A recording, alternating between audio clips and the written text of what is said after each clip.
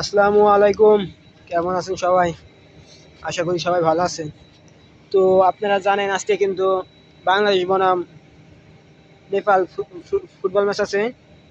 তো তারা যদি আর কি আপনারা যদি লাইভটা দেখতে চান সিনেমে, তাও কমেন্ট করে জানিয়ে দিতে পারেন। আর সবাই কমেন্ট করে জানিয়ে দিন যে কে ম্যাচ জিতবো বা কয়টা গোল হবে। সঠিক উত্তরদাতার জন্য কিন্তু পুরস্কার আছে। দেখি যদি কেউ পারি আর কি একটা জার্সি গিফট দেওয়ার চেষ্টা করবো সঠিক উত্তরদাতাকে।